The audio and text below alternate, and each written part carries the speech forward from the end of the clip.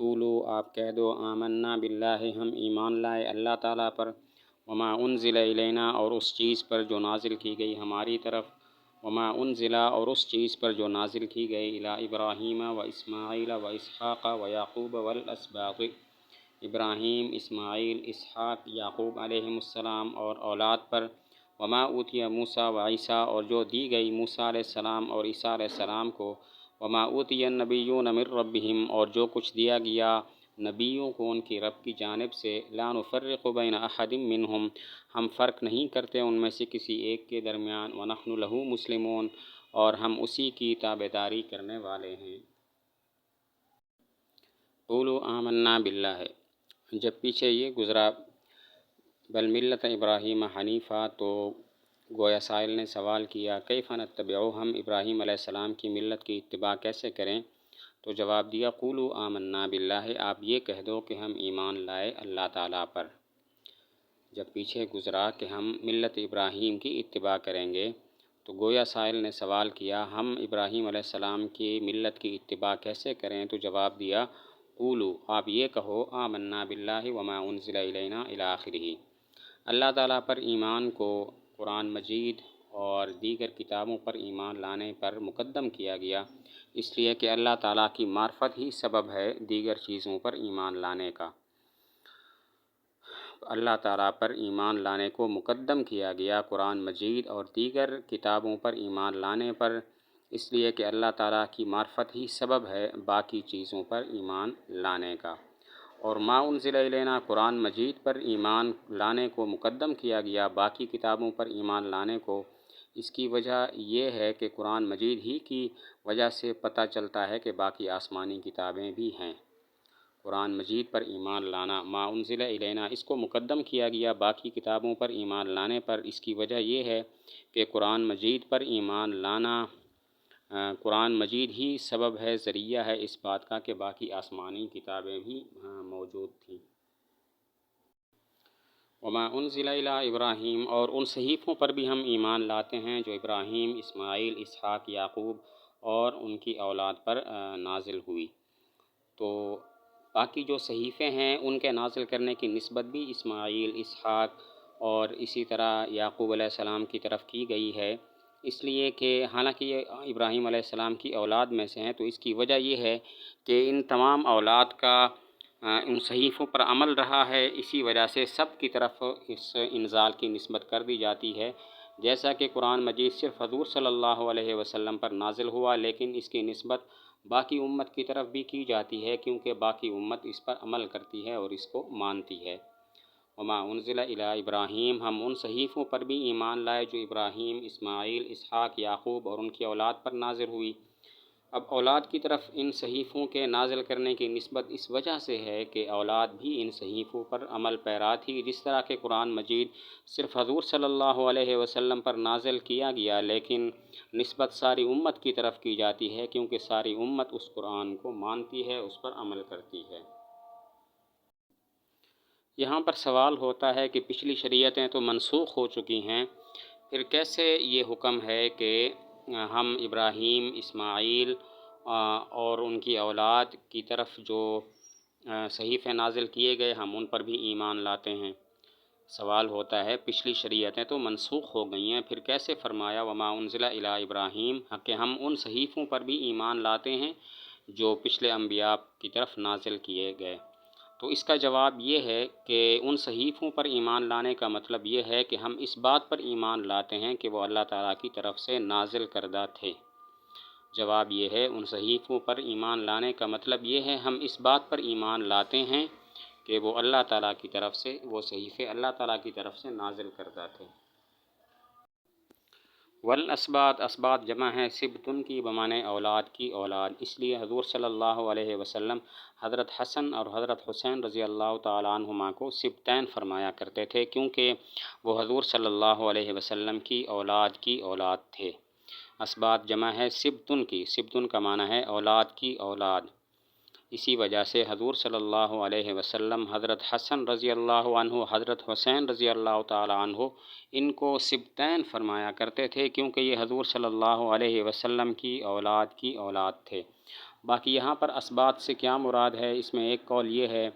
کہ بنی اسرائیل کی جماعتیں مراد ہیں۔ حضرت یعقوب علیہ السلام کے 12 بیٹے تھے، ہر بیٹے کی اولاد ایک مستقل جماعت تھی۔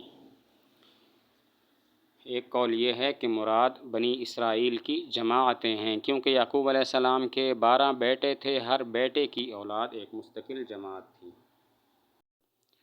دوسرا قول یہ ہے کہ اس سے مراد حضرت یعقوب علیہ السلام کی اولاد ہے۔ ان کو اسباط اس لیے کہا گیا کہ وہ ابراہیم علیہ السلام کی اولاد تھی۔ دوسرا قول یہ ہے کہ اسباط سے مراد ہے حضرت یعقوب علیہ السلام کی اولاد،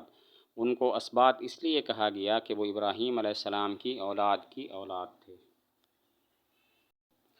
وما اوتي موسیٰ و عیسیٰ، ہم اس تورات اور اس انجیل پر بھی ایمان لاتے ہیں جو موسیٰ علیہ السلام اور عیسیٰ علیہ السلام پر نازل کی گئی۔ اب یہاں پر سوال یہ ہوتا ہے کہ ما اوتي موسیٰ و عیسیٰ اس کو مستقل ذکر کیا، اس کا عطف ابراہیم پر کیوں نہیں کیا گیا؟ یوں فرماتے ما انزل الی ابراہیم اور اس کے بعد فرماتے موسیٰ و عیسیٰ، اس کو مستقل طور پر علیحدہ ذکر کیوں کیا گیا؟ سوال یہ ہوتا ہے ما اوتي موسیٰ و عیسیٰ اس کو مستقل طور پر ذکر کیا گیا، اس کا ابراہیم پر عطف نہیں ہوا، یوں نہیں فرمایا ما انزل الی ابراہیم و اسماعیل و اسحاق و یعقوب و موسیٰ و عیسیٰ، بلکہ ما انزل کو مستقل طور پر علیحدہ ذکر کیا گیا۔ ایک جواب یہ ہے کہ تورات اور انجیل کے اندر یہود و نصارہ نے بہت زیادہ تحریف کی ہے، اسی وجہ سے اہتمام کی خاطر اس کو علیحدہ ذکر کیا گیا۔ تورات اور انجیل میں یہود و نصارہ نے بہت زیادہ تحریف کی ہے، اسی وجہ سے اہتمام کے لیے اس کو علیحدہ طور پر ذکر کیا گیا۔ اور دوسرا جواب یہ ہے کہ تورات اور انجیل موسیٰ علیہ السلام اور عیسیٰ علیہ السلام پر حقیقتاً نازل ہوئیں، ایسا نہیں تھا کہ یہ ان صحیفوں کی طرح ہوں کہ جن پر اسحاق، یعقوب علیہ السلام اور ان کی اولاد عمل پیرا تھی، اسی وجہ سے اس کو علیحدہ ذکر کیا گیا۔ دوسرا جواب یہ ہے تورات اور انجیل موسیٰ علیہ السلام اور عیسیٰ علیہ السلام پر حقیقتاً نازل ہوئی ہیں، یہ ان صحیفوں کی طرح نہیں تھے، یہ کتابیں ان صحیفوں کی طرح نہیں تھیں